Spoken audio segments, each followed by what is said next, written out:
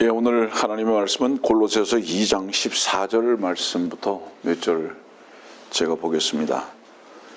우리를 거스르고 우리를 대적한 손으로 쓴 법령을 지워버리고 또 그것을 그의 십자가에 못 박아 없애셨으며 정사와 권세를 벗겨내어 그것들을 공개적으로 나타내시고 십자가로 그들을 이기셨느니라. 그러므로 음식으로나 마시는 것으로나 거룩한 날이나 세 달이나 안식일들에 관해서는 아무도 너희를 판단하지 못하게 하라. 이런 것들은 다가올 것들의 그림자이나 몸은 그리스도의 것이니라. 예고해 드린 대로 갈라디아서 4장에 있는 말씀 보겠습니다. 갈라디아서 4장 8절입니다. 그러나 그때에는 너희가 하나님을 알지 못하여 본질상 신들이 아닌 것들에게 종노릇하였더니 이제는 너희가 하나님을 알았고 오히려 하나님께 알려졌는데 어찌하여 너희는 악하고 천한 초등학문으로 다시 돌아가 거기서 다시 종노릇하기를 원하느냐. 너희는 날과 달과 절기와 해일을 지키는도다. 나는 내가 너희를 위하여 수고한 것이 헛될까 두려워하노라. 한 구절 다시 봅니다. 히브리서 10장입니다.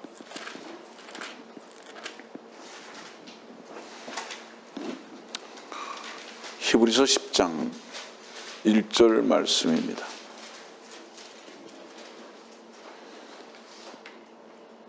율법에는 다가올 선한 것들의 그림자는 있으나 그것들의 형상 자체는 없으므로 그들이 해마다 계속해서 바치는 희생 제물로는 그곳으로 나오는 자들을 결코 온전케 할 수 없느니라.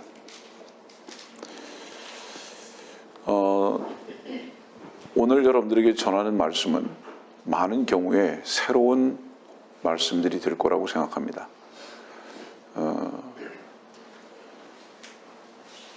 여러 주 전부터 성경의 지식들에 대해서 여러분들에게 설교를 해왔는데 그 설교의 내용들의 대부분들은 새로운 지식에 대한 부분들인 것을 여러분들은 들었습니다. 오늘의 말씀도 평소에 다른 교회 또 우리 교회에서도 잘 다루지 않았던 말씀들을 정리해 가면서 여러분들에게 말씀을 전하고 가르치는 시간을 갖도록 할 것입니다. 사전에 말씀을 드리면 오늘도 여러분들에게 읽어드려야 할 말씀이 너무 많기 때문에 여러분들이 다 찾아서 읽을 수 있는 시간은 아마 부족할 겁니다. 집에 가셔서 그 말씀들을 다시 찾으면서 묵상해 보시는 것이 좋을 것 같고요. 그 갈라디아서 4장, 골로새서 2장, 히브리서 10장에 있는 말씀의 공통적인 것은 무엇이냐 하면 사람들은 왜 어리석게 지나간 것들을 가지고 붙들고 있느냐 이 말입니다. 이미 다 끝난 것이고 지나간 것들을 왜 붙들고 있느냐. 그것은 거스르는 것이다. 대적하는 것이다. 이렇게 말씀하시고 그것은 초등학문이다. 그것은 종노릇하는 것이다. 그러나 무엇보다도 이 세 곳의 말씀 중에서 집중적으로 우리들에게 하시는 말씀은 무엇이냐면 전부 다 이게 지금 사도 바울이 쓰신 서신서입니다. 갈라디아서나 골로새서나 히브리서가 사도 바울이 우리들에게 교회에게 쓰신 편지인데 공통적인 것은 뭐냐 하면 그림자를 왜 붙드느냐 이 말입니다. 그림자를 왜 붙드냐. 골로새서 2장에 있는 말씀도 보면 17절 말씀에 이런 말씀이 있잖아요. 이런 것들은 다가올 것들의 그림자이나 있습니다. 그림자. 그 다음에 이제 히브리서 10장 1절에도 율법에는 다가올 선한 것들의 그림자는 있으나 형상 자체는 없다. 그림자는 전제가 있어야 합니다. 그림자가 생기려면 전제가 있어야 되는데 그건 뭐냐면 두 가지가 있어야 되죠. 하나는 빛이 있어야 합니다. 빛이 없으면 그림자가 생길 수 없습니다. 성경에서의 그 빛은 우리 주님이십니다. 두 번째, 참 형상이 있어야 합니다. 참 형상이 없이 빛만 있어서는 그림자가 생기지 않습니다. 어떤 형상이 있어야 돼요. 참 형상은 무엇이냐? 주 예수 그리스도십니다. 그래서 주 예수 그리스도가 빛이시고 참 형상이신데 그 빛과 참 형상 되신 주님은 주목하지 아니하고 붙들지 아니하고 나타나 있음에도 불구하고 그것은 없는 것 같이 여기고 그림자를 붙들고 있다 이 얘기죠. 왜 그럴까요? 그 이유가 뭐라고 생각합니까? 빛도 참 형상도 발견하지 못했다는 증거입니다. 만일에 빛도 참 형상도 경험했거나 발견했다면 그림자를 결코 붙들지는 않습니다. 사랑하는 이를, 생명과 같이 사랑하는 이를 그리워하다가 만났는데 사진을 계속 쳐다보고 있는 사람은 없을 겁니다. 그 사랑하는 사람과 참된 교제의 시간을 갖게 되죠. 주님은 율법 아래서는, 구약 성경 아래서는 그림자로 주님의 모습을 보여주셨습니다. 그러나 주께서 이 땅에 오시고 죽고 다시 사심으로 말미암아 그 모든 것들을 파괴해버리시고 끝내버리시고 주님께서 빛과 참 형상으로 우리들 가운데 나타나셨습니다. 허상을 붙드는 거죠. 한마디로 얘기해서. 고로새 2장에 있는 말씀 보면 이런 말씀이 있어요. 16절 말씀 보니까 음식, 거룩한 날, 세 달, 안식일 이런 것들이 그림자다. 그거는 만일에 지킨다면은 십자가에 못 박아 버린 것을 다시 끄잡아내서 쓰는 것이다. 지금 이 말씀입니다. 14절의 말씀을 보니까 그런 것들은 내가 십자가에서 왜 파기시켜 버렸는지 아느냐? 그건 허상이기 때문에. 그렇기 때문에 십자가에서 그런 모든 것들을 파기시켜 보겠다. 그런데 너희들이 아직도 그것을 붙들고 있다면 그것은 나를 대적하는 것이다. 이 말씀이죠. 참 형상을 대적하는 것이다. 우리 빌립보서에는 이런 말씀이 있어요. 빌립보서 3장 18절의 말씀 보면 내가 자주 너에게 말하였고 지금도 눈물로 말하지만 많은 사람이 그리스도의 십자가의 원수들로 행하고 있느니라. 네. 자, 간단히 말할게요. 십자가는 왜 필요했는지 아십니까? 여러분들에게 기회 있을 때마다 말하지만 많은 사람들은 십자가가 우리의 허물, 죄, 연약함 이 부분을 처리한 것으로만 이해합니다. 천만에요. 천만에요. 그거보다도 더 근본적이고 본질적인 문제를 십자가에서 끝내셨습니다. 그게 뭔지 아세요? 인간의 최선으로 인한 자랑입니다. 그 인간의 최선으로 인한 그 자랑이 십자가에서 죄라고 단죄시켜버린 거예요. 뭐냐 하면 십자가에서는 모든 종교를 끝내버리셨거든요. 여러분, 종교를 끝냈다는 것은 뭐를 의미하는지 아세요? 인간의 최고로 선하고 가장 고상하다고 여기는 그것을 죄로 끝내버리셨다는 것을 의미합니다. 더 이상 그것은 무효. 인간의 최선은 무효. 왜? 인간의 최선은 위선이기 때문에. 그것은 오히려 하나님을 대적하는 것이기 때문에 인간의 최선은 하나님으로부터 온 것이 아니라 인간을 컨트롤하고 있는 종교의 영인 마귀로부터 온 것이기 때문에 그것을 내가 끝내버리겠다. 그리고 오히려 인간에게 그것을 요구했던 선악을 알게 하는 나무의 실과의 본성인 종교의 영을 처단해버리고 오히려 주님께서 이 땅에 오셔서 내가 다 오히려 그것을 완성해버렸던 바로 그 사건이 십자가다. 그래서 로마서 10장은 그 말씀을 하고 계신 거예요. 율법의 완성이 됐다라는 말씀이 바로 율법의 끝이 됐다는 것이 무엇이냐면 너희들에게 기대했던 것은 잘못된 것이었기 때문에 그것은 다른 곳에서부터 온 것이기 때문에 내가 그것을 끝내버렸다고 하는 그 선언을 하신 것입니다. 신약교회는요, 어떤 행위나 어떤 행사나 외적인 어떤 것들에 의해서 하나님께서 영광을 받지 않으십니다. 구원을 여러분들 어떻게 받으셨죠? 마음으로 믿어 의에 이르고 입으로 고백해서 구원에 이르렀다. 이건 뭐를 의미하죠? 하나님의 선하심과 의로우심은 여러분들의 이미 마음의 믿음으로 말미암아 이루어지는 겁니다. 그것은 무엇을 전제로 한 거죠? 하나님께서 이미 다 이루셨다는 것이죠. 이루셨다는 것. 그걸 전제로 한 거죠. 그런데 왜 너희들이 하나님께서 다 이루어 놓으신 바로 그 완성을 믿지 않느냐, 받아들이지 않느냐 이 말이죠. 그 증거가 뭔지 아느냐? 너희들이 뭔가를 하려고 그러는 거다. 지금 이 말씀이죠. 오늘 여러분들은 나중에 이제 찾아 읽겠지만요, 숭배라는 단어를 보게 될 겁니다. 여기 보면 고린도서 2장에 있는 말씀 보면 이런 말씀이 있어요.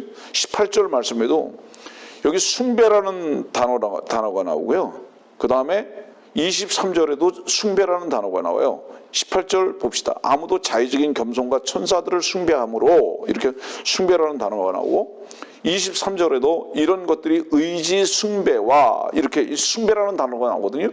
이 숭배라는 단어는 종교라는 단어와 동일하게 어원에서 시작해서 사용되는 것을 여러분들은 최소한 영어 성경에서 찾아보게 될 겁니다. 종교는 인간이 만들어낸 자기 숭배다 이 말이에요. 그래서 성경에서 말씀하고 있는 모든 이 종교에 대한 것은 좋지 않게 부정적으로 사용됐어요. 한 곳만 제외하고, 그 한 곳이 뭐죠? 야고보서입니다. 야고보서에 있는 그 숭배 외에는 전부 다, 종교 외에는 전부 다 부정적으로 성경에서, 이제 보세요. 여기 그 야고보서 1장 26절에 종교라는 단어가 나오죠.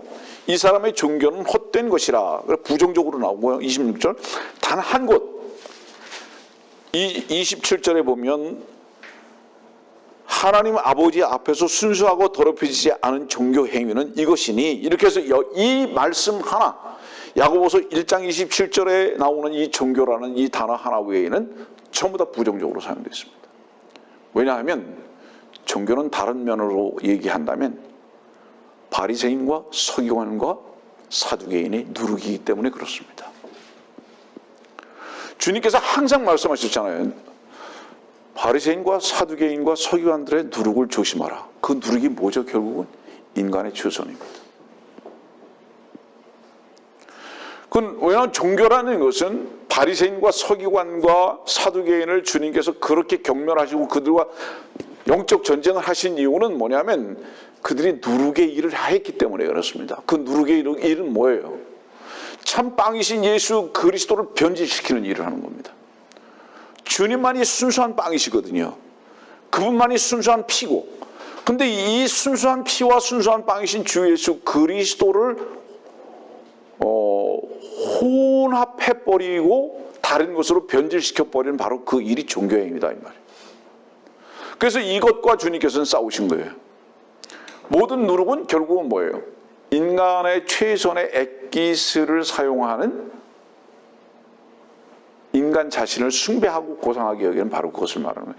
하기 때문에 성경에서 숭배라는 단어와 종교라는 단어를 본질적으로 함께 사용했던 것을 여러분들은 이제 알게 될 것인데 너무 깊이는 들어가지 않겠습니다. 히브리서 10장 우리가 봤죠? 율법은 선한 것들의 그림자다.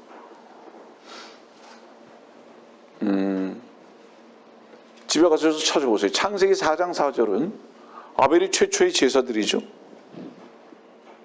이것을 히브리서 11장 4절에는 기록해 놓고 계십니다. 히브리서 11장 4절에는 창세기 4장 4절의 내용을 기록해 놓고 계시는데 아벨이 희생 제사를 드렸다는 것은 뭐를 의미하죠? 그리고 이것이 카인과 비교되고 있잖아요. 그것은 무엇을 의미하죠? 적그리스도 혹은 종교의 시조로 여겨지는 카인의 최선의 행위는 자기 숭배였다 이 말이에요. 하나님 숭배한 게 아니라 자기 숭배였다 이 말이에요. 우리들이 최선을 다하는 것은 결국은 뭔지 아세요? 자기가 의롭다고 주장하고 싶은 이 본성에서부터 시작하는 겁니다. 그래서 이 자기 숭배를 하는 거예요. 그런데 아벨이 희생제사를 드렸다는 것은 뭐를 의미하죠? 나의 숭배하고자 하는 나의 최선은 피 흘려야 마땅한 죄입니다. 이거 고백한 거예요. 희생제사, 희생제물이라는 것은 뭐를 의미하는지 아세요? 내 속에서요, 내 자신을 의롭다고 여기고 싶어하고 숭배하고자 하는 이 어떤 종교의 영이, 본성이 계속 나오는데, 이것은 반드시 피를 흘려서 끝내야 할 것인 것을 한 마리의 양을 잡아 죽임으로써 고백합니다. 나는 피가 흘려져야 할 존재입니다. 다른 표현은 뭐죠? 이 종교적 숭배의 행위는 내가 죽지 않으면 절대로 끝나지 않는 것을 고백합니다라는 내용이 창세기 4장 4절이에요. 이해합니까? 무슨 얘기지? 그런데 이 모든 숭배의 집합체들이, 자, 교회는 십자가로 시작했습니다. 그리고 부활로 열매가 맺어졌습니다. 그것은 의미가 뭐죠, 여러분들? 교회는 인간의 최선을 절대로 가지고 들어와서는 안 되는 겁니다. 그것을 열매로 여기서는 결코 안 되는 모임입니다. 교회는 주님 한 분이, 여기 말씀도 보세요. 19절 말씀 보실래요? 골로새 2장 19절. 머리를 붙들고 있지 아니하니 온몸이 머리에서 마디와 힘줄을 통하여 영향을 공급받고 엮여져서 하나님께서 자라게 하심으로 자라느니라. 뭐예요? 하나님께서 하시는 거예요. 교회는 18절 말씀에 억지로 주장하고 자기 육신의 생각으로 헛되이 과장하지 않아요.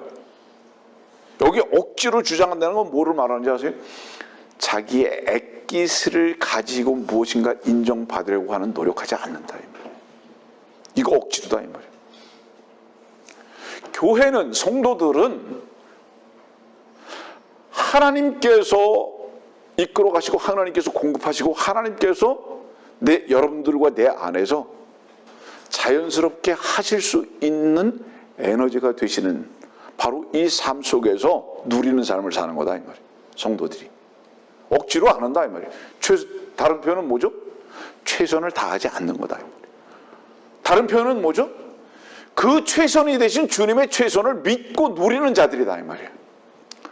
교회는 주님의 최선을 선포하고 그 주님의 최선으로 섬기고 그 주님의 최선으로 먹고 마시는 자들이다, 이 말이에요. 그래서 자기의 최선을 오히려 억지로 나타내려고 하는 이런 행위를 하지 않는 것이다. 아벨은 자기의 최선을 죄로 선언했던 겁니다. 그것을 인정했던 거예요. 다시 말하면 뭐죠? 자기의 행위를 의지하지 않았습니다. 오히려 내 행위는 마땅히 끝나야 할 것입니다 라고 고백한 것이 바로 이 창세기 4장 4절이에요. 여러분들 아시겠지만 아벨이라는 뜻이 뭐죠? 아벨이라는 뜻은 하늘로 올라간다는 뜻입니다. 올라간다.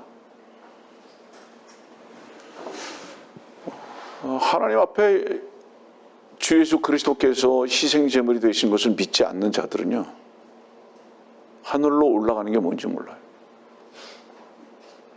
왜?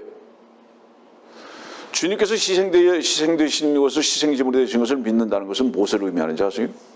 하늘에서 내려온 일을 믿는 거예요. 그래서 하늘에서 내려온 일을 내 마음 안에 영접함으로 하나님의 아들들이 되는 권세를 갖는 겁니다. 그래서 그런 자들은 시작점이 어디냐? 하늘입니다. 그러면 시작점이 하늘이기 때문에 우리가 하나님을 아버지라고 호칭하는 거거든요. 하나님을 아버지라고 호칭하는 것은 하나님께서 나의 시작이시다, 이 말이거든요. 나의 생명의 시작이다, 이 말이에요. 그러면 전제가 무엇이 되어야 할까요? 육신의 세상에 속한 아비, 육신에 속한 아비는 십자가에서 끝나야 할 것을 경험해야 하는 겁니다. 이게 전제죠.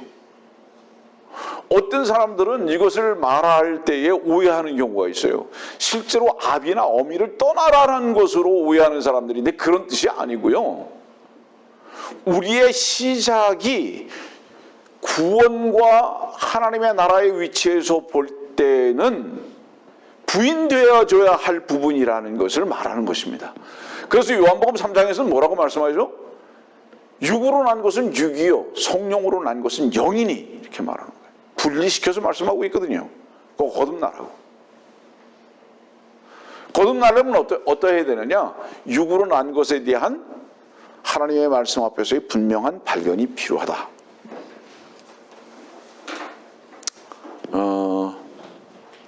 히브리서 9장 22절의 말씀 보면 이런 말씀이잖아요.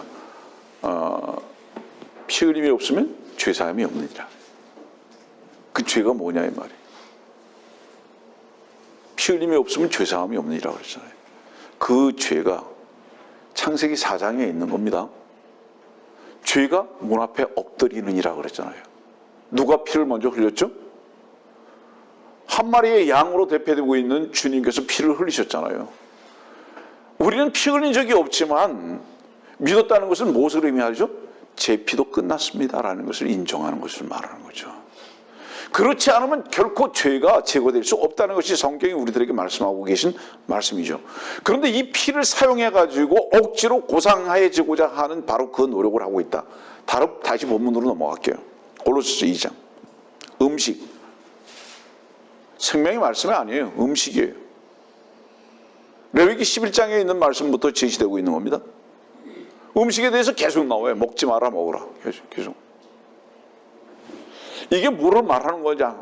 그거는 실상 그 음식에 대해서 말하는 것이 아니다 말이에요. 뭔가 상징적으로 보여주고 있는 그림자다 이 말이죠. 그 다음에 뭐죠? 마시는 것, 거룩한 날 세 달 안식일. 이런 부분들에서 오늘 여러분들이 시간이 되는 만큼 여러분들에게 소개하고자 하는 겁니다. 마태복음 16장 말씀 봅시다. 못 찾으실 거라도 저 기다리지 않을게요. 마태복음 16장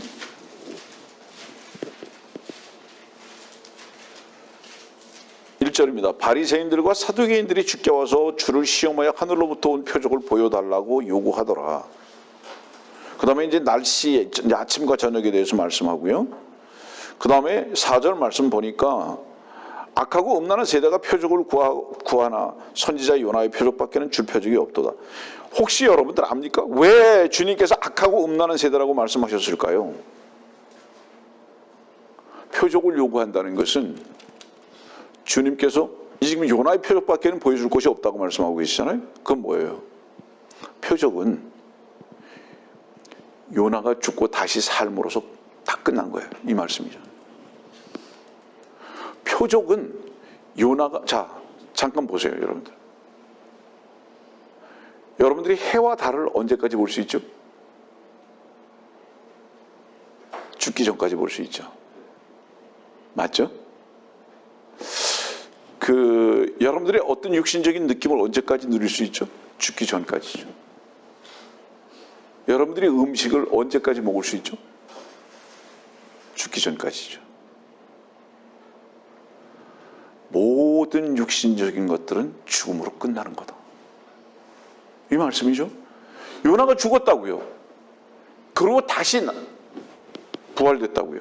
그때부터는 먹는 것도 다르고 날짜의 개념도 다르다. 지금 이 말씀하고 계시는 거예요. 그런데 바리새인과 사두개인들은 주님께서 분명히 죽으시는 것을 지금 선언했음에도 불구하고, 그럼에도 불구하고 표적 보여달라고. 뭐를 의미하는 거예요? 우리는 당신이 죽고 사는 것에 대해서 관심 없어요. 우리는 우리의 눈으로 보고 느끼고 우리가 최선을 다하는 거, 그거 외에는 관심 없어. 세상적 관점에서 볼 때는 굉장히 고상한 거예요. 여러분들 누가 칭찬받죠? 인간의 최선입니다. 인간의 액기스를 가지고 살아가는 자들이 세상에서는 칭찬받는 거예요. 맞지 않습니까, 여러분들? 그런데 주님은 악하고 음란한 세대라고 오히려 말합니다. 왜 그럴까요? 그것은 악한 자로부터 온 것이기 때문에 그렇습니다. 그러면서 말씀하시기를 이것이 왜 음란한 세대라고 말씀하시는지 아십니까? 하나님을 사랑한다고 하면서 사실은 악한 자를 동시에 사랑하고 있는 증거다 이 말이에요. 이것이. 그렇기 때문에 그것은 악하고 음란한 것이다 이 말이에요. 이거는. 그것이 바로 누룩이다 이 말이에요. 지금 이 말씀하시는 거거든요. 그러면서 6절 말씀에 그러잖아요. 바리새인들과 서기관들의 누룩을 삼가고 조심하라. 섞인 거죠. 이 마태복음 13장의 말씀은 이렇게 말씀하고 계시잖아요. 33절에 또 다른 비유로 그들에게 말씀하시기를 천국은 어떤 여인이 가져다가 가루 저물에 숨겨놓아 전체를 부풀게 한 누룩 같으니라. 섞여버렸어요. 자, 종교와 교회가 섞여버렸다. 다시 말합니다. 교회가 되지 않는 이유가 뭔지 아세요? 주님은 뒷전에 놓고 인간이 힘을 쓰기 때문입니다.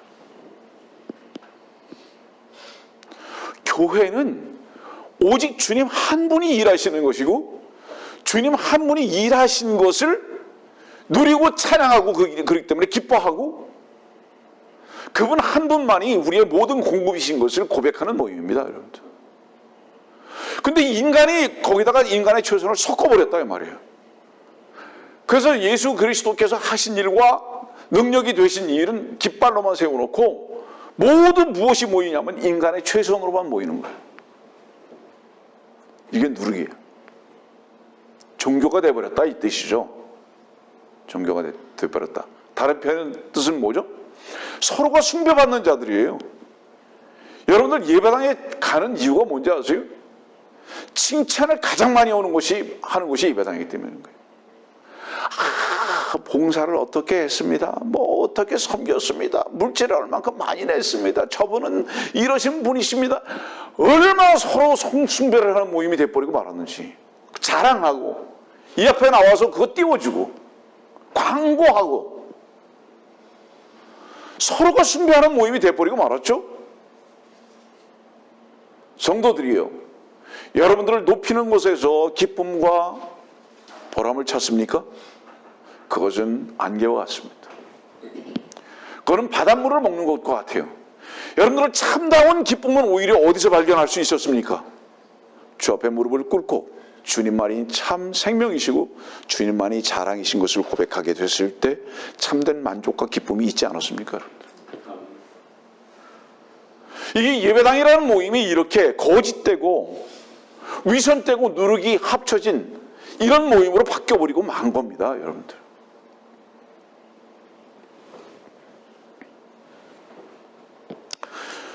우리 지금 마태복음 16장을 봤는데 요나의 표적밖에는 없다. 그리고 지금 저녁이 되고 아침이 되고 이런 말씀에 대해서 얘기했어요. 태양에 대해서 얘기하시고, 태양은 누구죠?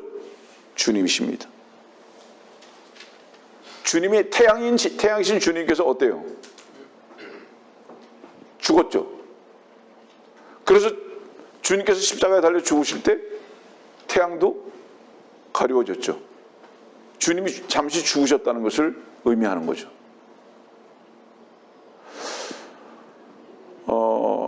여기까지 나가진 않을게요.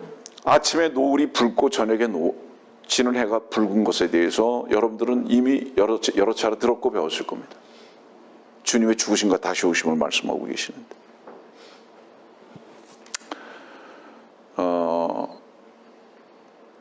마태복음 28장 1절 보면 그런 말씀이 있잖아요. 지난번에도 말씀드렸지만 다시 한번 읽어봅시다. 마태복음 28장 1절.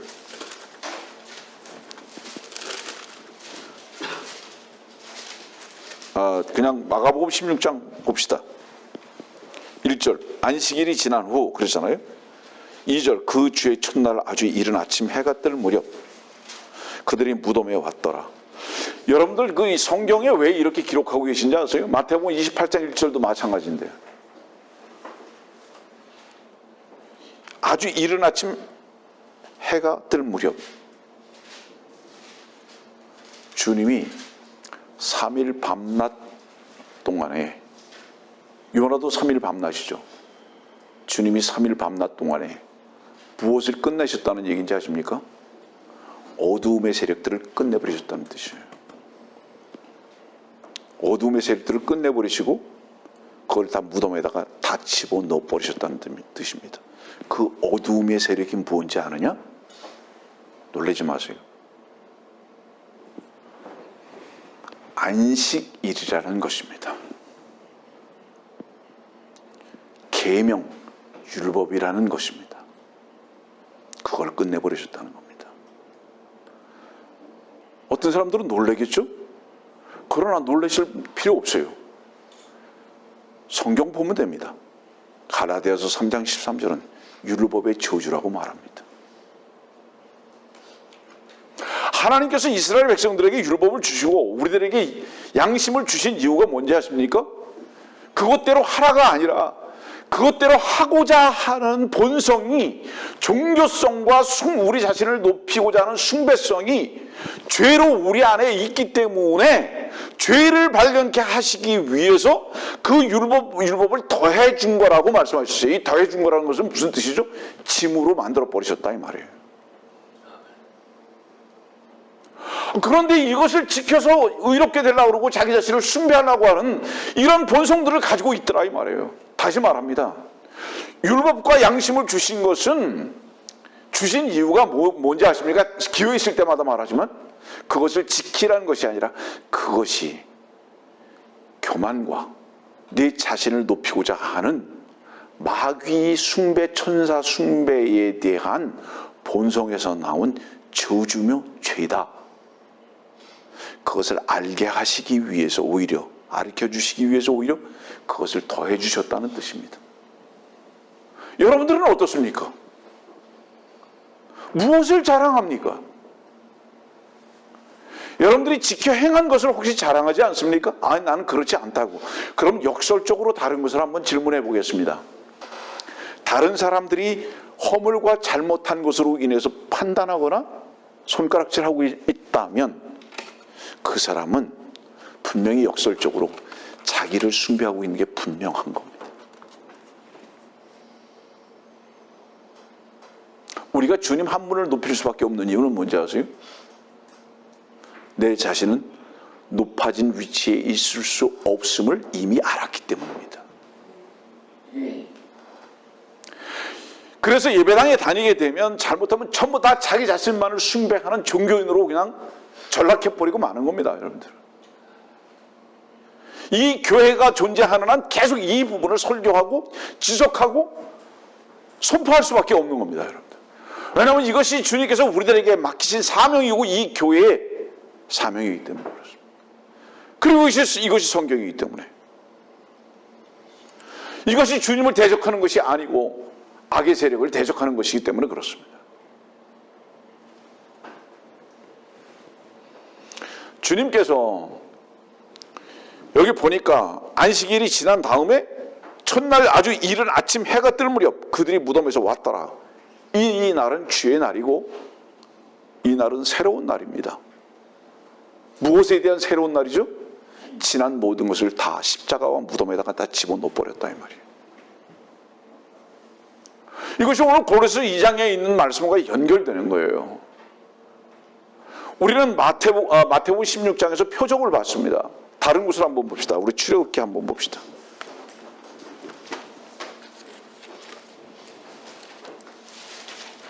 출애굽기 31장입니다.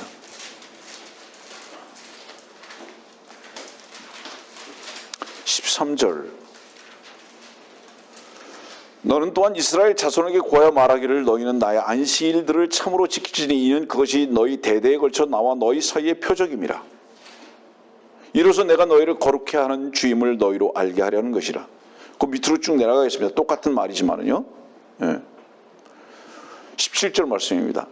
그것이 나와 이스라엘 자손 사이에 영원히 표적이 되리라. 이는 엿새 동안에 주께서 하늘과 땅을 지으시고 일곱째 나라는 쉬시어 숨을 돌리셨음이라 하라 하시니라. 창세기 2장 2절부터 이하에 있는 말씀을 집약해서 말씀을 하고 계십니다. 여기. 그러면서 하시는 말씀이 계속 뭐라고 말씀하시죠? 이스라엘과 나 사이의 표적이다. 표적이다. 표적이다. 무엇은?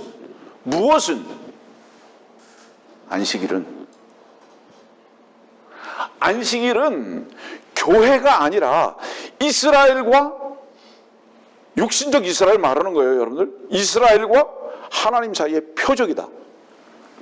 다른 뜻은 뭐죠? 표적이라는 건 뭐죠? 사인이죠. 요나의 표적밖에 없다고 그러죠. 모든 표적은 어디를 지향점으로 삼는다고요? 모든 그림자는 무엇의 전제가 있어야 한다고요? 빛과 참 형생의 전제가 있어야 된다고요. 모든 표적은 어디로 향하고 있다고요? 요나로 오신 주 예수 그리스도에게 향하고 있는 거예요. 그래서 주님께서는 내가 안식의 주라고 말씀하셨던 이유가 거기에 있는 겁니다, 여러분들. 자, 지난주에 이어서 조금 보충적으로 설명을 하자면 십계명을 지키는 자들은 이단입니다. 왜 십계명을 지키는 자들이 이단인지 아세요? 교회가 안식일을 만일에 지킨다면 그것은 분명히 여기 오늘 고린도서 2장에 있는 말씀이잖아요. 다시 봅시다. 본문에 가서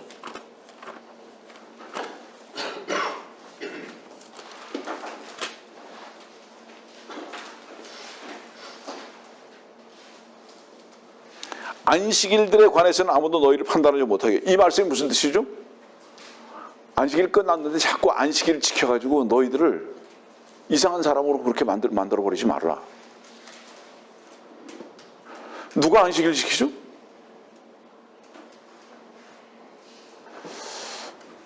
우리 자매님 예전에 다녔던 어떤 데서도 안식일 지켰다고요.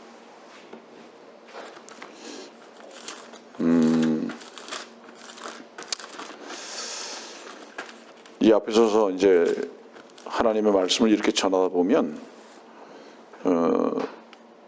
말씀이 자꾸 생각나서 계시록 3장에 있는 말씀 한번 봅시다.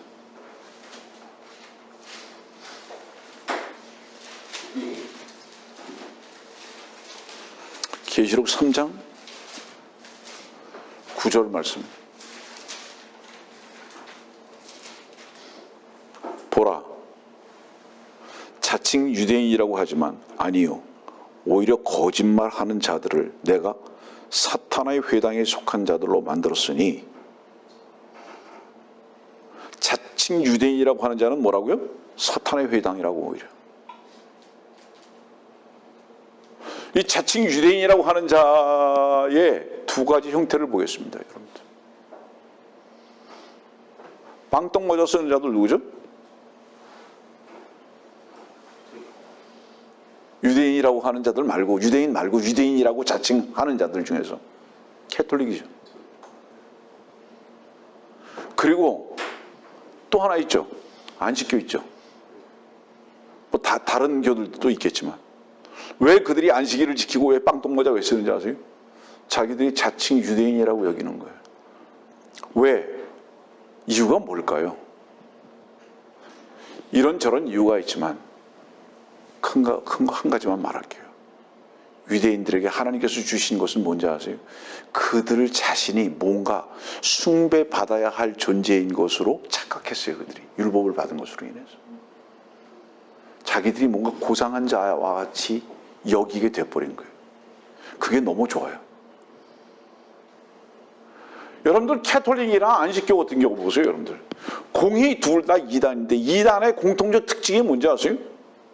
많은 경우에 그들 자신도 그들의 모임도 세상에서도 숭배받을 만하게 살아가는 것 같이 보입니다. 그렇잖아요, 여러분들?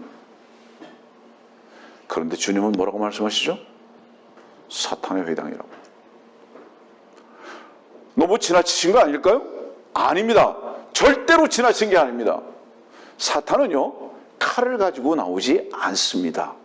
평화와 사랑과 미소를 가지고 나옵니다. 다만 거짓된 평화와 거짓된 사랑과 거짓된 미소를 가지고 나올 뿐이죠. 왜 그것을 거짓이라고 말하는지 아십니까, 여러분들? 하나님으로부터 오지 않는 그 모든 것은 참된 것이 아니기 때문에 하나님으로부터 오는 것은 징계조차도 참된 사랑입니다. 그러나 사탄으로부터 오는 것은 달콤한 솜사탕 같은 것이라 할지라도 그것은 독극물입니다. 그렇기 때문에 거짓 것인 거예요. 여러분들, 우리는 주의 말씀 앞에서 지혜로워야 합니다. 그렇기 때문에 모든 종교는 외적 지향입니다. 잘못된 모임들의 공통적 특징, 돈 많이 생깁니다. 사람 많이 모입니다. 나아가서 건물이 화려하거나 웅장하거나 사람들에게 위압감을 줄 만한 건물들, 예배 의식들은 또한 어떻습니까? 거기에 엄숙한 모임과 같이 느낄 수밖에 없는 찬양대에 나아가서는 위압적인 어떤 모습들입니다. 이것이 잘못된 모임들의 공통적 특징입니다. 왜? 사람들은 참됨이 무엇인지를 모르기 때문에 어디에서 참됨을 착각하죠? 그럴듯해 보이고 느껴지고 들려지는 것에서 참이라고 여겨지는 어리석은 사람들이기 때문에 거기에 다 붙들어 놓게 돼버리죠. 그러니까 사탄의 회당, 이단들의 공통적 특징은 뭐냐? 사람들의 육신의 눈에 그럴듯하게 보이고 그럴듯하게 들리고 그럴듯하게 평가받는 쪽으로 데려갑니다. 그래서 그들이 말하는 것이 가장 많이 말하는 게 뭔지 아세요? 뭐 얼마나 많이 모였는지 아느냐, 얼마나 많은 곳에 어떻게 했는지 아느냐, 이 세상에 그 높은 자들을 얼마나 많이 만났는지 아느냐, 도둑놈들이 전부 다. 아니 주님께서는요 머리 둘 곳이 없으셨고 주님께서는 세상에 명예로운 자들과 오히려 다투셨을 뿐만 아니라 그들에 의해서 십자가까지 가신 분이에요. 주님은. 사도 바울이 그랬고. 근데 이 시대의 종교 지도자라는 놈들이 그런 사람들하고 함께 비교하면서 내가 이런 사람들을 만났고 이런 사람들에게 뭐 어떻게 할 것 같다면 바로 그놈이 그놈이라는 뜻입니다. 여러분. 그런데 얼마나 많은 사람들이 다 속고 있는지. 그런 면에서 볼 때 종교 지도자라고 하는 사람들 교회를 무엇으로만 평가해야 될까요? 잘못으로도 평가받지 않아야 하고요. 외적인 모형을 가지고도 평가받지 말아야 되고요. 단 하나, 참되신 하나님의 말씀이 운행하고 선포되며 그 참되신 하나님의 말씀의 능력으로 인해서 자라가고 있는가만 평가받아야 하는 것이 마땅하다. 그렇지 않으면 다 속는다 이 말이에요.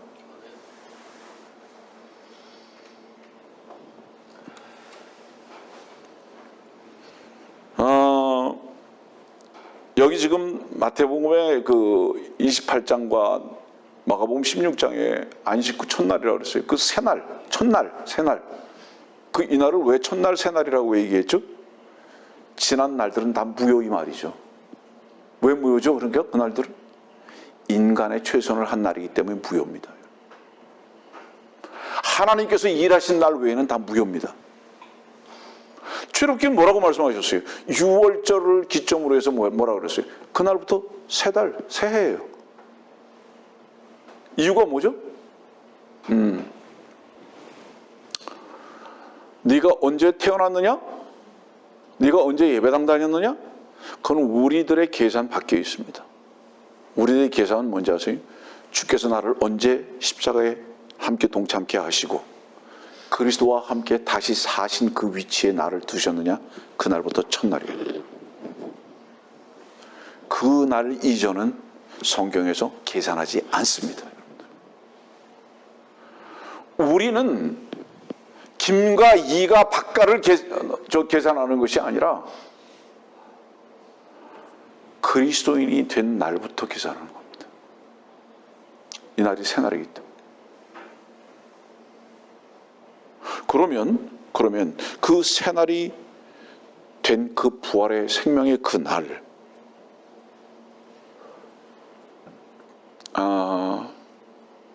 오늘 고린도서 말씀 보니까 거룩한 날이나 새 달이나 안식일들에 관해서 날, 달, 안식일 다 무효 이 말씀인데 그거 기념하지 말라. 성경에는 두 가지를 기념하라고 말씀하셨죠? 여러분들 뭐라고 그랬죠? 어떤 거죠? 주님의 만찬, 침례. 그런데요 지금 전부 다 만찬식만 있고 침례식만 있습니다.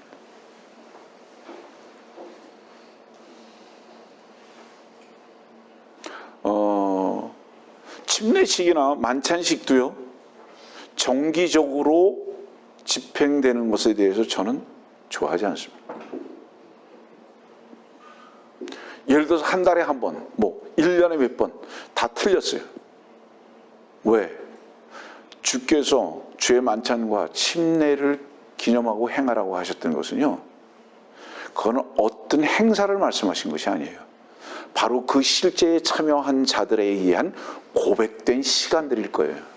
분명히 시간인 거예요. 고백되는 시간. 근데 죽는 것에 대해서는 고백하고 싶지도 않고 실제로 참여하고 싶지도 않은데 무슨 침례식을 왜 합니까? 그 침례식은 있는데 침례가 없어요. 주의 그 몸이 찢겨짐과 다시 사심에 동참되어지는 이 소원과 간절함과 이 감사와 충만이 없는데 왜 주의 만찬에 참여합니까? 예식을 말하는 게 아니거든요. 그래서 교회에서 그런 예식들도 정기적으로 얼마에 얼마 이렇게 되는 거, 그것도 사실 잘못된 거예요.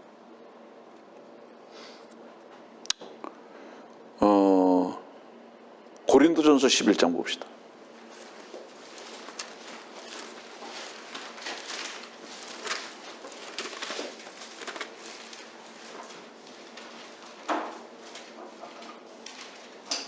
(25절입니다)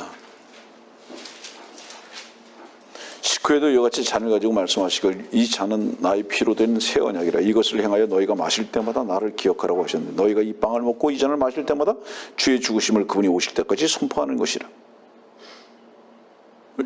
이 하라는 얘기죠. 주의 만찬을 기억하라는 겁니다. 아마 다음 주가 될지는 모르겠습니다만 교회의 잘못된 전통들에 대해서 저는 선포하고자 하는 게 있어요. 예를 들어서 그 중에 하나가 뭐죠? 습관적인 식기도입니다. 습관적 식기도가 어떤 종교의 행위인지에 대해서 가르치고 싶고요. 교회에서 촛불을 왜 좋아하는지에 대해서도 가르치고 싶고요. 그 다음에 목사의 강대상에 꽃이 왜 장식이 돼야 하는지도 가르쳐 주고 싶고요. 주기도문이 왜 마귀적인 것인가 하는 것도 가르쳐 주고 싶고요. 성탄절과 부활절은 왜 없어져야 하는가도 가르쳐 주고 싶고요. 뭐죠? 이런 건 교회의 일종의 잘못된 전통들이거든요. 한 가지만 얘기할게요. 촛불이 왜 필요하죠? 촛불은요, 이방신의 전통에 의해서 시작된 거예요. 그게 바알신입니다. 캐톨릭에서 제일 많이 쓰고요. 예전에 교회에서도 많이 썼어요. 대한민국 잘하는 거 있잖아요. 촛불 집회 잘하잖아요. 그 촛불 집회 왜 잘하죠? 이상하게 대한민국의 사회와 전반에 캐톨릭의 문화가 그만큼 뿌리 깊게 내렸다는 것을 의미하죠. 왜 촛불을 쓰는지 아세요? 여러분들, 어두움을 밝히자는 뜻이죠. 미안합니다. 성경을 그대로 말하는 거예요. 개새끼들이 하는 짓입니다. 어떤 사람들은 날 보러 욕한다 그러지만 성경에 기록된 대로 말씀드립니다. 그들이 하는 행위는 전부 다 개예요. 그들이 하는 행위는 전부 다 돼지입니다. 왜 그것이 개와 돼지의 행위인지 아세요, 여러분들? 빛은 주님 한 분뿐이십니다. 그 빛 대신 주님 한 분만이 교회를 밝히시는 올리브유로부터 나오는 기름의 빛이시고요. 주님의 생명의 빛이죠. 그 빛이. 그것만이 세상 사람들을 이끌어낼 수 있는 안내의 빛입니다, 여러분들. 사회와 세상을 개혁하는 빛이 아니라, 비추는 빛이 아니라 이 빛을 따라오라고, 그래서 이 세상에서, 이 어두움에서 벗어나라고 하시는 빛입니다, 여러분들. 그 빛이.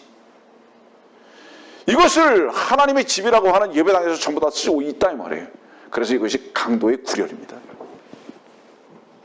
한 말만 들은 거예요. 한 예만 들은 거예요. 하나님의 말씀을 제대로 모르면 얼마나 마귀를 섬기는 것을 자랑으로 여기고 거짓된, 헛된 길을, 험한 길을 가고 있는지. 어리석은 일이죠.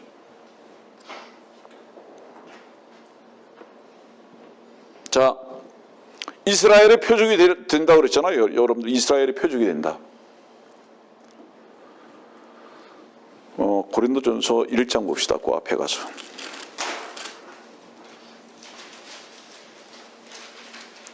고린도전서 1장 22절 23절.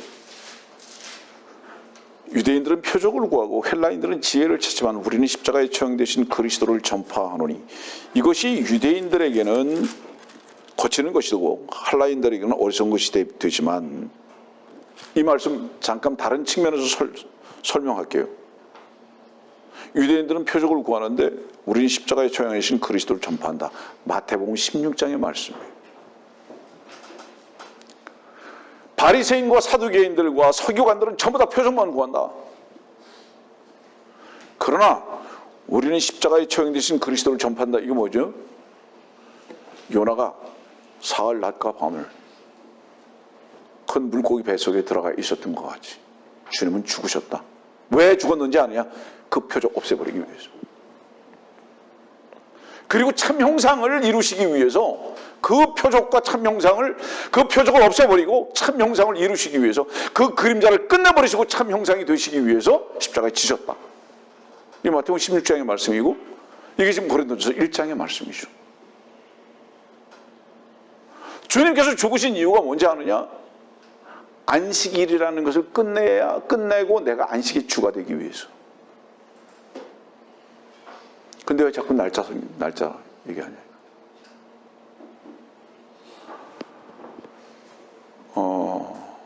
예배당 한 달에 한 번 오고 싶은 분들은 오세요. 매일 예배당 와서 교제하고 싶은 분은 매일 오셔도 돼요. 이 말을 하는 이유가 뭔지 아세요? 주님을 섬기는 것은 결코 날짜적 개념이 아니에요. 그리고 또한 예배당에서만도 아닌 거예요. 여러분들이 설거지하면서 참으로 주님을 찬양하고 경배할 수 있다면 바로 그 자리가 주의 전이고요. 그 자리가 주님을 높이는 자리인 거예요.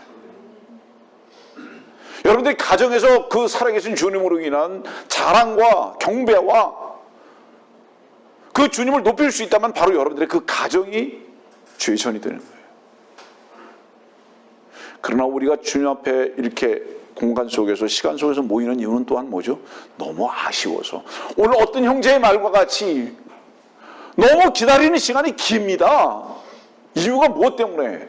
주의 사랑을 나누고 싶은데, 사랑하는 자들이. 그 사랑은 무엇이죠? 그리스도의 사랑 안에서. 그렇기 때문에 너무 깁니다. 이 고백을 하는 자들의 모임이라면 얼마나 아름다운 모임인가요? 이것이 무슨 시간과 공간을 정해놓은 것인가 이 말이에요.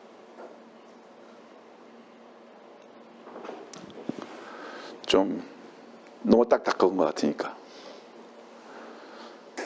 오늘 집에 가실 때 김장들 가지고 왔어요.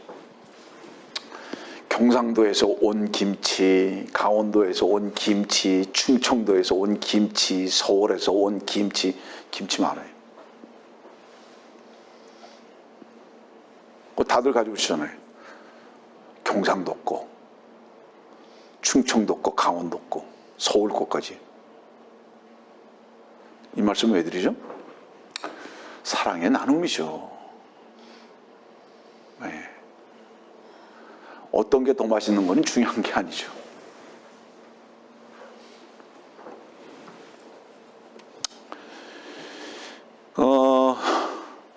유대인들이 왜 표적을 구하냐?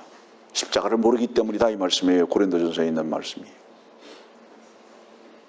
십자가를 모르기 때문에 표적 구한다 이 말이에요. 그러나 우리는 왜 십자가에 처형되신 그리스도를 전파하는지 아느냐?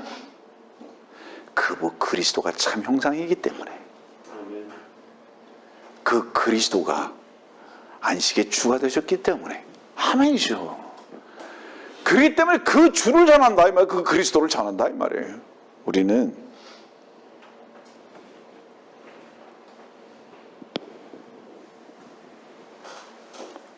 교회는 표적이 없습니다. 그래서 따라서 교회의 휴거에 대해서도 표적을 말씀하지 않습니다. 표적은 언제 필요한 거죠? 아까도 말씀드렸잖아요. 육으로 난 것은 육이요. 육을 가지고 있을 때 필요한 거예요. 표적은. 그때 먹는 거, 날짜. 여러분들 날짜 왜 헤아리죠? 육신 때문에 날짜 헤아리잖아요. 영은 날짜 헤아릴 필요가 없어요. 영은 공간에 의해서도 불필요해요. 그리스도인들은 거듭난 자들이잖아요. 하기 때문에 공간과 시간을 계산하지 않는다는 거죠. 그리스도인은. 그래서 주님께서 죽고 다시 사신 새날에 동참되어진 적이 있는 자들은 나를 지킨다는 것에 대해서 그 의미가 어디서부터 온 것인지를 안다 이 말이죠. 그래서 미안한 얘기지만 교회와 목사들아, 안식일 지키라고 사기치지 마라. 이 나쁜 놈들아, 돈 가지고 오라고 하는 것이고 사람들 모으려고 하는 수단들이지. 그건 너희들의 배불리기 위한 것이고 너희들을 높이게 하기 위한 수단으로 사용하는 것이 주님께서 경배를 받으시겠느냐?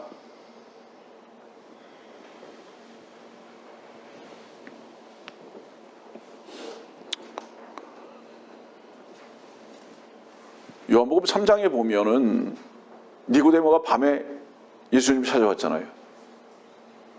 종교인의 거두, 종교인의 가장 모범적인 사람, 니고데모잖아요. 밤에 찾아왔잖아요. 무슨 얘기죠? 여러분들 이것이 종교는 밤의 일이다 이 말입니다. 종교는 밤의 일이다 이 말이에요. 그런 자들이 새 생명 아느냐 이 말이에요. 거듭나는 게 뭔지는 모르잖아요. 육신으로 엄마 뱃속에서 나는 것 외에는 몰라요. 그러나 주님은 그 밤에 일을 하고 다니는 바로 그 종교인인 니고데모에게 성령으로 거듭나라고. 그건 뭔지 아느냐? 성령으로 거듭나라고 말씀하신 점에서 뭐라고 얘기해요? 바람이 임의로 분다고. 어디로 가서 어디로 가는지 알지 못한다고. 이렇게 말씀하시죠. 그렇죠? 그 뜻은 무슨 뜻인지 아세요? 성령의 일은, 교회의 일은 표적과 상관없는 무슨 일이라는 거예요? 휴거 교회는 표적과 무관하다. 흔적도 없다. 이 뜻이죠. 그러나 마태복음 24장 같은 경우 한번 봅시다.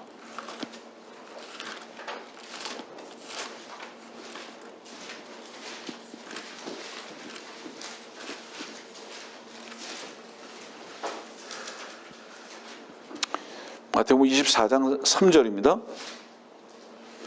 언제 이런 일이 있겠으며 주께서 오실 표적과 세상 끝의 표적이 어떤 것인지 우리에게 말씀하여 주소서라고 하니라. 표적이라는 단어가 두 번 나옵니다. 주께서 오실 표적과 세상 끝의 표적. 오실 표적은 뭐죠?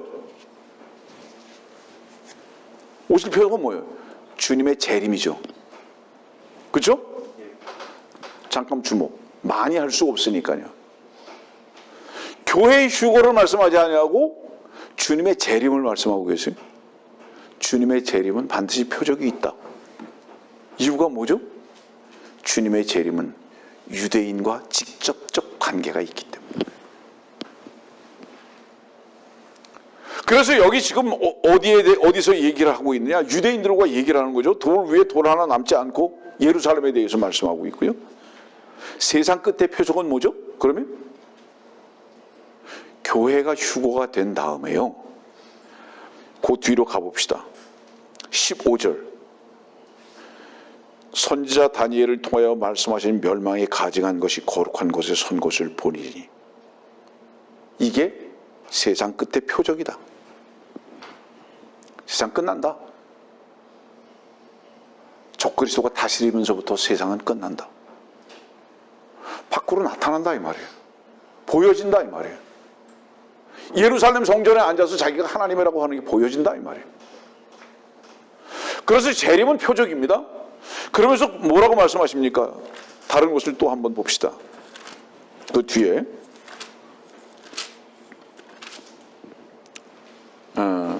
36절입니다. 이 하나만 내가 소개할게요. 36절, 마태복음 24장 36절. 그러나 그날과 시간에 관해서는 아무도 모르나니. 여기서 그날과 시간이 뭔지 아세요, 여러분들? 휴거가 아니라 재림을 말하는 거예요. 휴거의 날과 시간을 지금 말하는 게 아니고요. 그래서 옛날에 그 휴거의 날과 시간을 말했다가 틀린 집단들이 누구죠? 그거? 다미선교회. 휴거는 날짜와 시간 모른다 이 말이에요. 재림은 시간과 날과 시간에 관해서는 아무도 모르나니. 그건 휴거가 아니라 지금 이거는 지금 재림을 말씀하고 있거든요. 그 밑에 가보세요. 42절도 봅시다. 그러므로 깨어있으라. 어떤 시간에 너희 주께서 오실는지 너희가 알지 못하기 때문이라. 재림 말씀하고 계세요. 성경에서 그 날과 시간에 관해서는 알지 못한다고 말씀하세요. 여러 곳에서. 휴거를 말하고 있지 않아요. 왜 모를까요? 그들이. 표적이 있는데도 몰라요. 왜 모를까요? 이 부분은 중요한 부분이니까 그냥 넘어가서는 안 될 것 같아요. 데살로니가 전서 5장입니다.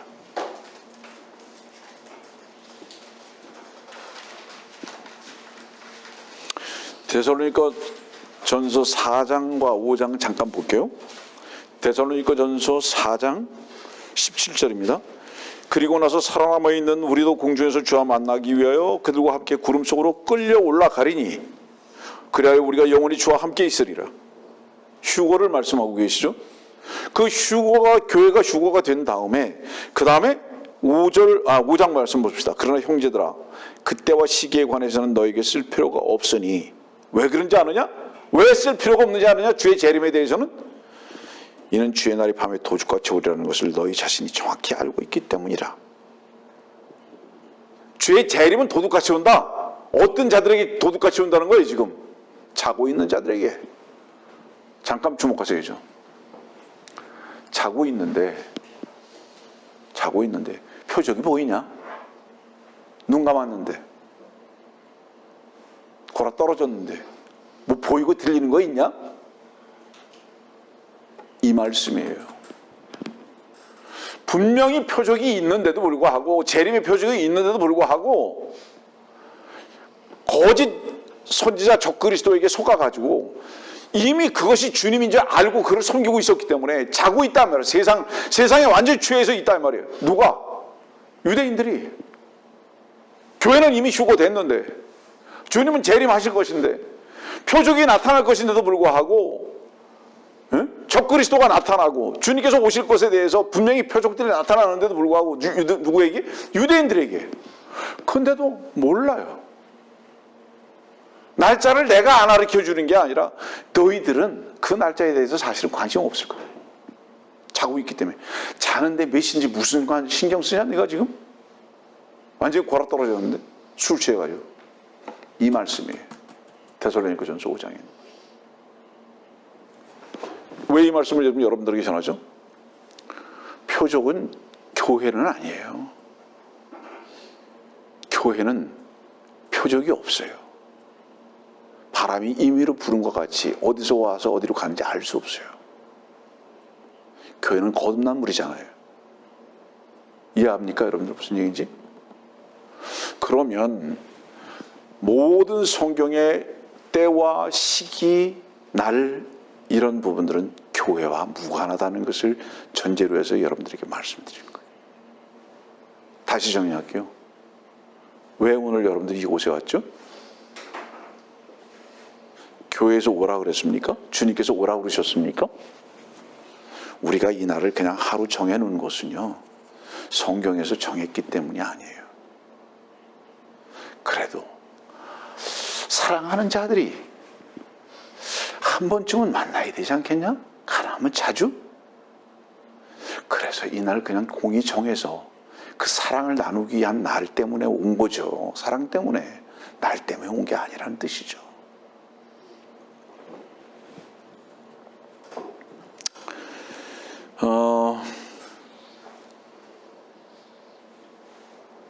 베드로전서 1장에 있는 말씀 봅시다. 베드로전서 1장. 아이고, 야단 났네 또. 베드로전서 1장 18절입니다. 18절 19절. 이는 너희가 아는 바와 같이 너희가 너희 조상들로부터 전통으로 이어받은 너희의 허망한 행실에서 은이나 금 같은 썩어질 것들로 구속된 것이 아니라 흠도 없고 점도 없는 어린 양 같은 그리스도의 보배로운 피로 된 것이기 때문이니라. 얼마나 무서운 말씀인지 아세요? 너희 조상들로부터 전통으로 이어받은 너희의 허망한 행실에서 구속된 거 아니다. 여기서 이 조상으로부터 전통으로 이어받은 허망한 행실이 뭔지 아세요? 구속을 위해서 유월절을 지켰다 이 말이에요. 구속을 위해서 유월절을 지켰다 이 말이에요. 이해합니까? 무슨 얘기인지. 이게 허망한 행실이다 이 말이에요. 이것이. 절기를 지킨다고 해서 구속받는 거 아니다 이 말입니다. 그건 그림자다 이 말이에요. 그런 종교적 행위로 인해 가지고 구속받는 거 아니다 이 말이에요. 그러면 출애굽기에 나오고 있는 바로 이 유월절은 무슨 의미냐 이 말이에요. 우리 출애굽기 봅시다.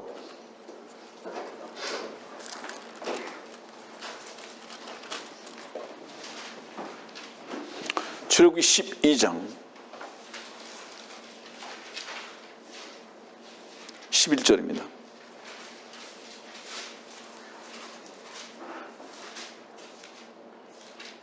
너희는 그것을 이렇게 먹어라. 허리에 띠를 두르고 발에 신을 신고 손에는 지팡이를 들고 급히 먹을지니 이것이 주의 유월절이니라. 아침까지 그거 먹으면 안 돼요. 다 불러 태워야 돼요. 밤에만 유월절이 있어야 되는 거예요. 밤에만. 주께서 잡히시던 밤에 그랬죠. 주께서 왜 밤에 잡히셨죠? 그리고 왜 3일이 지난 아침에 부활하셨죠? 종교의 영으로 인해서 죽으신 거예요. 근데 여기 말씀 보니까 11절의 말씀 보니까 주의 유월절이라고 그랬거든요. 이 주의 유월절이라는 것은 뭐죠? 다시 베드로전서 1장을 가면은 어린 양 같은 그리스도의 보배로운 피를 그림자로 보여준 것이기 때문에 주의 유월절인 거예요.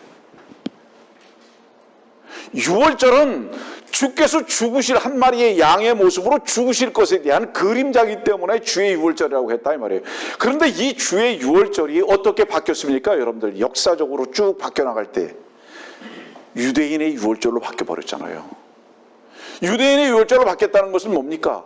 주체가 한 마리의 양이신 주 예수 그리스도의 죽으심과 희생에서 유대인들이 자기 자신들이 날짜를 지키는 유월절을 지켜서 무엇인가 구속을 받는 것으로 자기 자신을 숭배하는 쪽으로 옮겨져 버리고 말았다 이 말이에요. 종교 행위가 돼버리고 말았다 이 말입니다. 주님이 죽으실 것을 그림자로 보여준 것인데 유대인들이 그것을 절기를 지킴으로 말미암아 무엇인가 구속을 받는 것 같이 여기게 됐다 이 말입니다. 그것은 허망한 행실이다 이 말이에요. 그건 너희 조상들로부터 전통으로 이어받은 것이지만 허망한 것이다 이 말이에요. 그것이 너희들을 구속하는 것이 아니다 이 말이에요.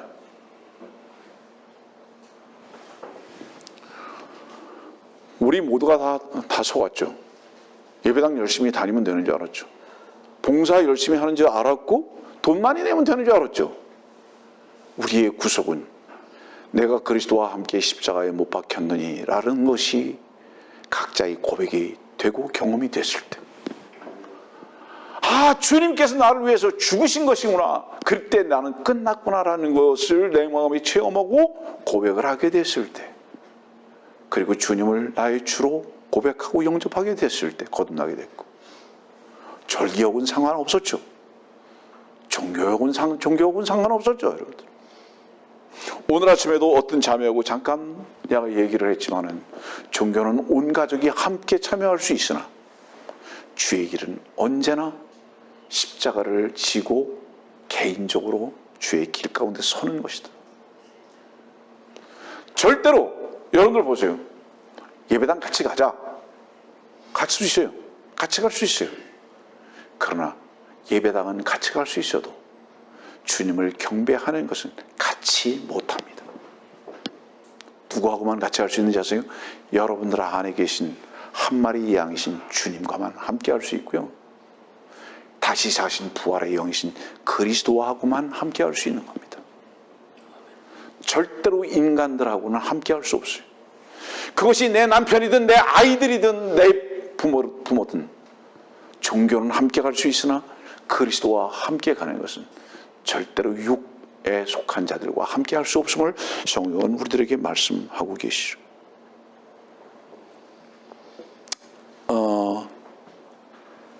오늘 시간이 많이 가서 더 이상 할 수는 없습니다. 예를 들어서 보세요. 이 부분만 잠깐 레위기 23장 볼까요? 레위기 23장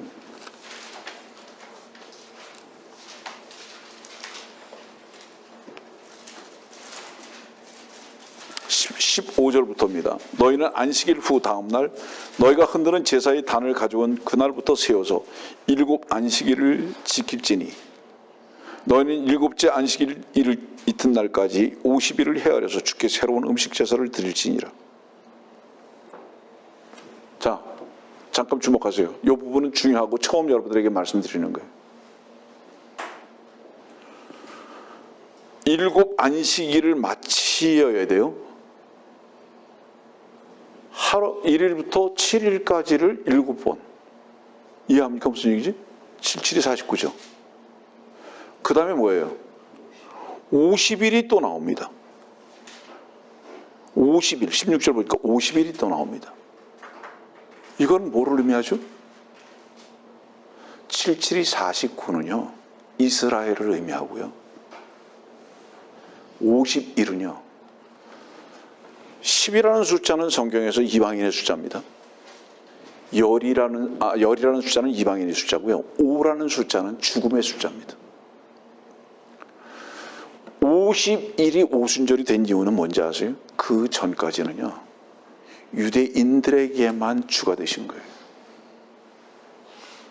그러나 7이라는 그 숫자가 아니라 열이라는 숫자로 가서 50일째 되는 날 이방인들에게 또 주의 복음이 선포될 수 있는 성령의 이 땅으로 오심이 시작됐죠. 이게 오순절입니다. 이게 사도행전에 있는 말씀이에요. 오순절 지나갔습니까? 안 지나갔습니까? 지나갔어요.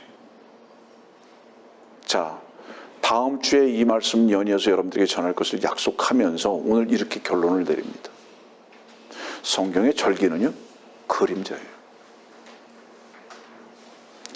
여러분들이 표적과 그림자이신 주 예수 그리스도의 참 형상을 만나고 난 다음에 더 이상 표적도 그림자도 의미가 없음을 주의 생명의 본성 속에서 알게 되는 것입니다.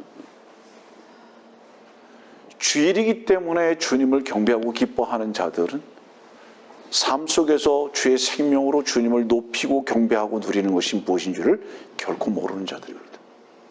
그런 자들은 자기 자신을 숭배하는 종교 행위에 속한 자들입니다.